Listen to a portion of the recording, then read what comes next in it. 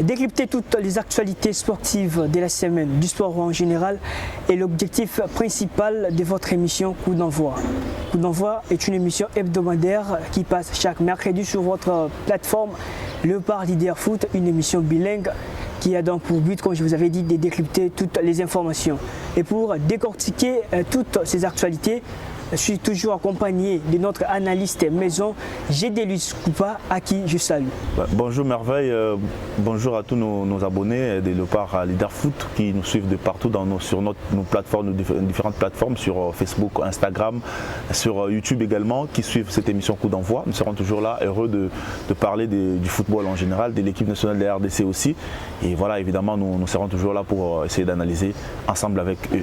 Ok, on va débuter avec la clôture de ces stages de notre sélection à prime qui est couronnée avec 2 matchs amicaux qu'avaient livré les Léopards de la République démocratique du Congo contre les Diables Rouges du Congo-Brazzaville. 1 but partout au match aller le 27 juillet passé. Et puis 2-0 au Stade des Martyrs.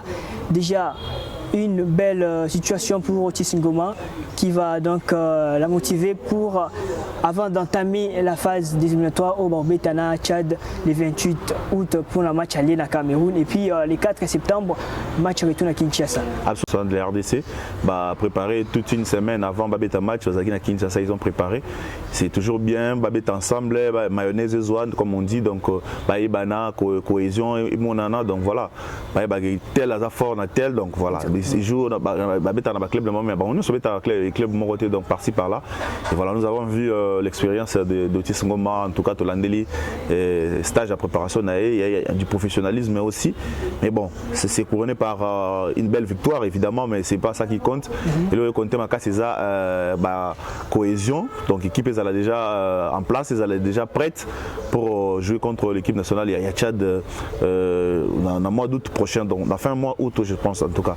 Et c'est toujours très important. En tout cas, on a vu que l'équipe nationale est encadrée par les anciens comme Joïssa Mampeko et Bunga, jeune Bazawana, évidemment l'époque qui était sorti sur blessure dans le match aller et Glody Likonza aussi va être match retourné. Donc espérons que Bazonga rapidement parce qu'ils sont des éléments très importants à groupe Wana. Alors l'expérimenté Gédélius Koupa, on peut dire Otis Ngoma est l'homme de la situation, même si sur 4 matchs déjà Betty match officialité a livré 4 matchs, tout le monde a déjà 2 victoires, dont une contre Sénégal et une autre face à Congo-Brazzaville. Un match nul contre Congo-Brazzaville et défaite encore contre Algérie. Est-ce qu'on peut toujours continuer à lui faire confiance pour la suite de cette campagne? Oui, évidemment, c'est toujours très important de gagner aussi, même si c'est un match amicaux. On a état d'esprit, donc c'est très important. Sur l'équipe ils ont gagné. Donc ça montre que l'équipe est en état d'esprit moins bien, évidemment, mais c'est un match amicaux, donc sa préparation. C'est un chevronné, donc depuis Kala, il est entraîneur des équipes, notamment à l'égard des CMP, équipe nationale côté RDC, il était adjoint à Patrice Neveu en 2008, et on se rappelle encore.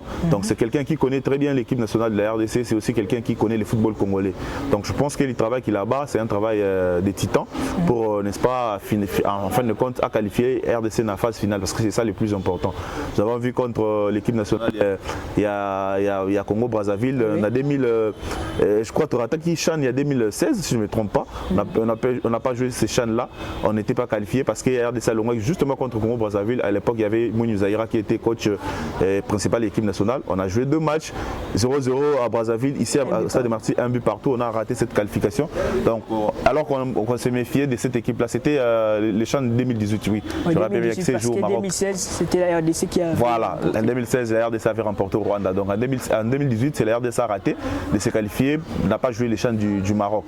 Donc j'ai dit que voilà, Otis Ngoma ça va bien, qu'il continue comme ça pour qu'il nous donne de victoires, vraiment évidemment, et qu'il nous qualifie absolument lors de la phase finale qui se jouera en Algérie l'année prochaine. Voilà, donc je peux dire que son est leur conseiller et comme analyste en tout cas, et la seule chose donc c'est ça qui a temps d'étudier l'équipe nationale il y a Tchad parce que tout le monde dit que c'est une petite nation, tout ça, mais aujourd'hui la RDC ne sait plus quelle nation est petite ou qui est grande devant elle. Donc la RDC traverse des moments compliqués, le football congolais en général traverse des moments très compliqués. Que les Léopards ne font plus peur.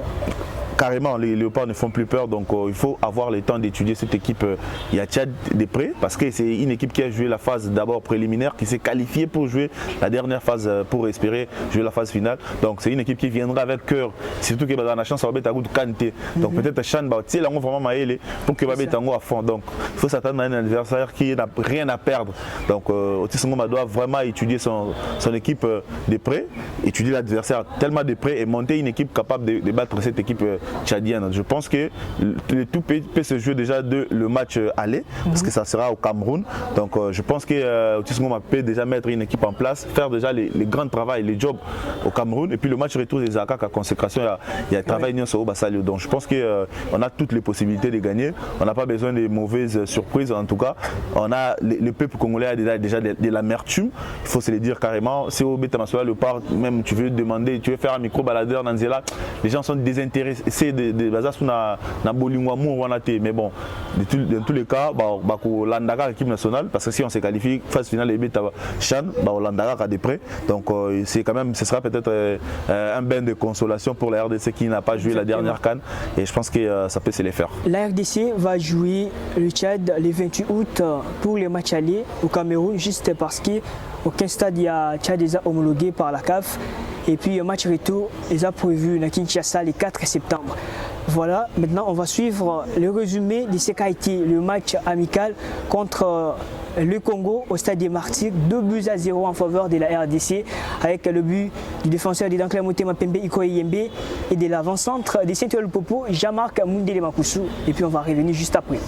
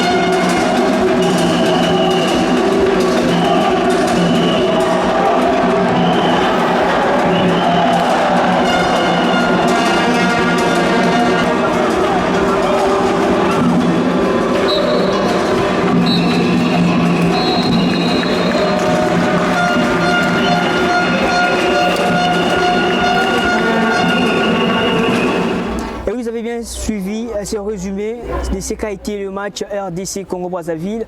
Maintenant, avant d'aborder la deuxième thématique de cette émission, Chidelius Koupa, on va parler de cette situation des 800 000 qu'avait demandé la FECOFA pour organiser ces deux matchs amicaux. Qu'est-ce qui s'est réellement passé? Est-ce qu'il y a 800 000? Parce que ça fait couler beaucoup d'encre dans la presse. 800 000, juste de nous expliquer cette situation des 800 000 francs qu'avait demandé. 800 000 $, c'est pas 800 000 francs. Plutôt 800 000 $ qu'avait demandé la FECOFA pour organiser les deux matchs amicaux. Ouais, moi je pense qu'à un moment donné, les gens doivent être de bonne foi aussi. On peut tout dire, mais c'est quand même exorbitant. On peut tout dire, c'est vraiment exorbitant. Pour deux matchs amicaux à 9 km de Kinshasa, ici à Brazzaville, 800 000 $, près d'1 million de dollars, c'est quand même incroyable. C'est quand même incroyable. C'est normal que ça puisse faire couler l'encre des livres, mais tout, ça il faut se les reconnaître. Je comprends maintenant finalement pourquoi stage il y a locaux ou bien stage kaka. Il y a l'équipe nationale, Lyon sur les arts toujours marteler la fédération, ministère marteler la macasse pour que ait makaka parce que il y a pactole, les gens se font plein de l'argent. Comment stage à deux matchs, 800 000 $, on a vu, c'est quand même, oui, c'est une prévision budgétaire, c'est une prévision, oui, mais avec quelle intention? De l'eau, on demande 4 000 $ pour de l'eau. On a vu comme pour le transport, il y a un bus et le par 3 500 $, mais les gens sont de mauvaise foi. On a des auto-évité. C'est quand même triste de voir qu'il y a des responsables, des gens censés pour diriger les Mboka avec tout ce qu'ils ont comme intelligence, arriver à faire des choses comme ça, c'est quand même triste.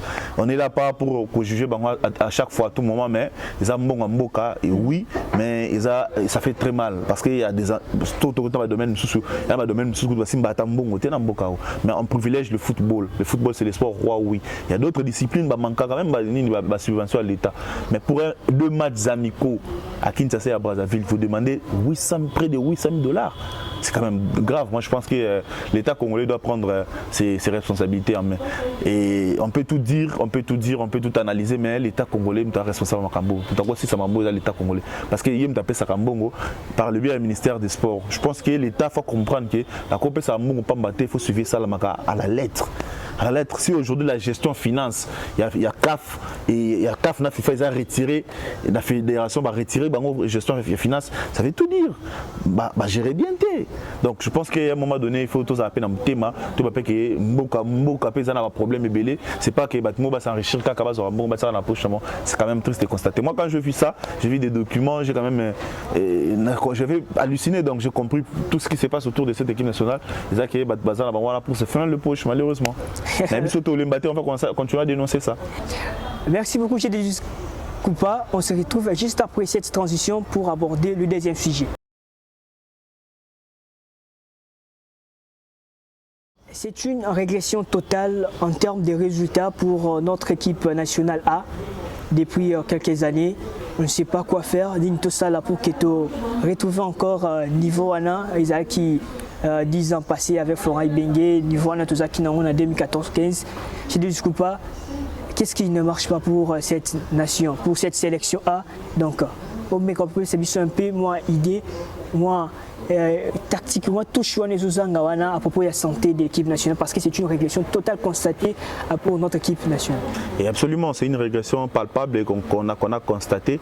Mais bon, c'est pas que c'est une équipe nationale, c'est le football congolais en général. Parce oui, surtout aussi avec les championnats qui ne se jouent pas correctement. Il y a toujours des reports à tout moment, des matchs triqués, fabriqués. Donc bref, il y a vraiment une maladie vraiment dans notre football, ça on doit se le dire clairement. Et cette maladie est causée, en tout cas à mon avis, par la fédération. Cette fédération qui n'arrive pas à organiser le football comme il se doit. Ce Bomoni a vers des années à Florent Ibenge, ils avaient un gloire. Parce que évidemment, tout le football à l'époque, ils étaient bien, ils avaient pas de problème. Mais au moins, il y avait un état d'esprit qui autour dans la binationale, qui est belé pour Jérémy Bokila, Niskens Kebano, Hervé Kage. Ils étaient un peu nombreux qui va forcer l'équipe nationale. Voilà, donc la génération Moulungue, à un moment, on avait surnommé cette génération Moulungue. On a vu qu'ils avaient, ça avait porté beaucoup de fruits. Voilà, donc après, tout le monde a vu comment. À un moment donné, Loko peut être Loko bien parce qu'il y avait Mazembe qui était au top, comme joueur comme Kassou a été titulaire indiscutable. Vita Club, voilà. Vita Club, finaliste, il y a Ligue des Champions en 2014, et puis il a gagné Chan, joueur le roi Bompunga.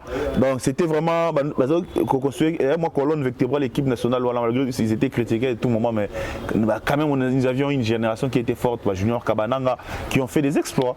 Dieu merci Mbokani, voilà, il y avait une très très belle génération, Firmin Moubele aussi. Donc je pense qu'à un moment donné, tout ça peine à perdre ta vitesse, que ce soit joueur, que ce soit professionnel ou perdre ta vitesse, ils ont dû à quoi?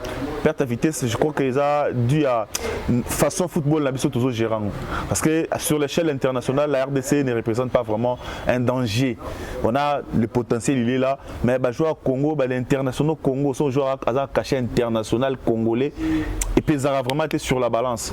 En termes, il y a des clubs, nous sommes au monde en mercato, les Ivoiriens, les fans qui sont signés, FC Barcelone, Aller, Dortmund, mais ils sont joueurs qui va Turquie, c'est toujours négligé talent va jouer en absoluté. Non, talent ils ont talent ils. Mais en termes de marketing, il y a un terme de gens où va peser pour que va vendre image à joueur Libanda quelque part ils ont problème, parce que le football est bon plus bien classé dans le classement dans nos CAF, dans le classement FIFA, plus vous avez la valeur marchande et mata. Donc je pense que c'est aussi ça.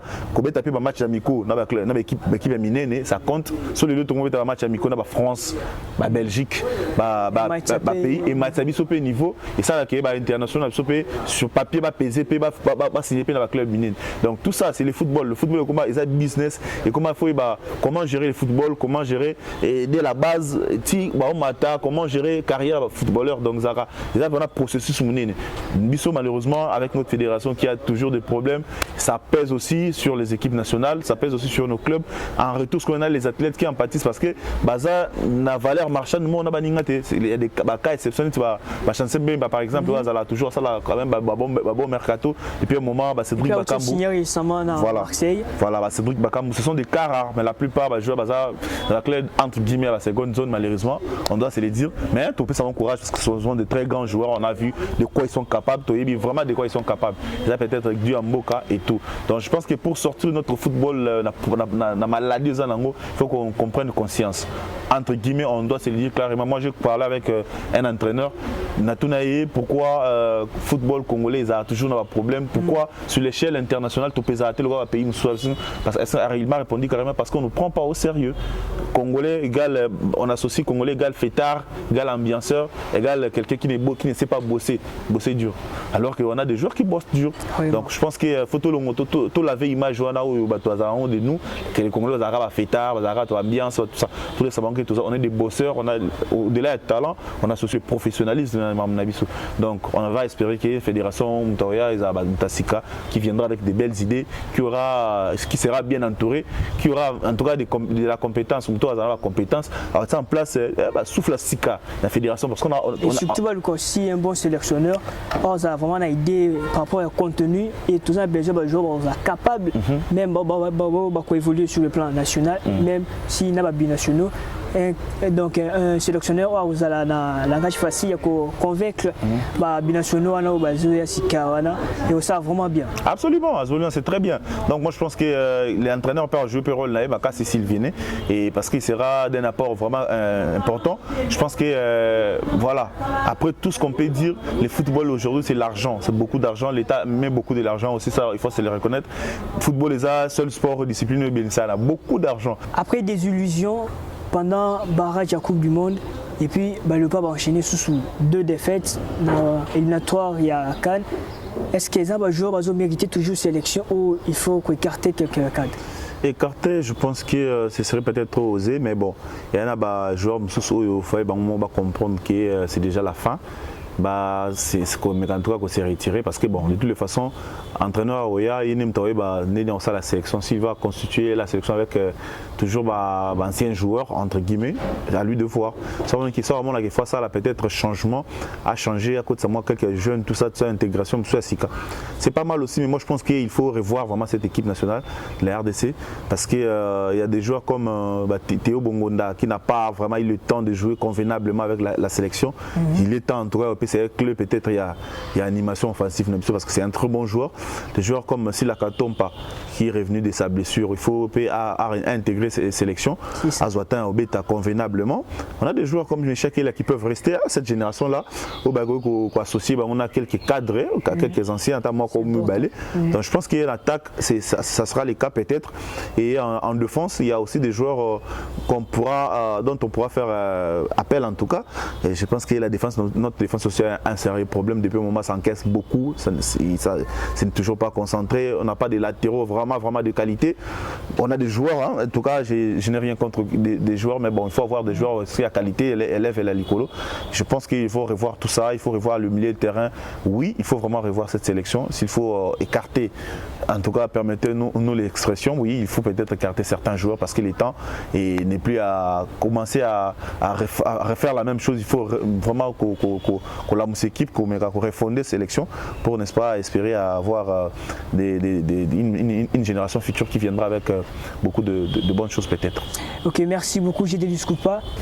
Nous sommes arrivés à la fin de ce numéro. Merci pour vos analyses et nous remercions également toute l'équipe de Léopard Lydia Foot, même Meshak Niembo derrière la caméra et aussi Scott Kadina, Ruben Diaz, Emery Kabongo et autres.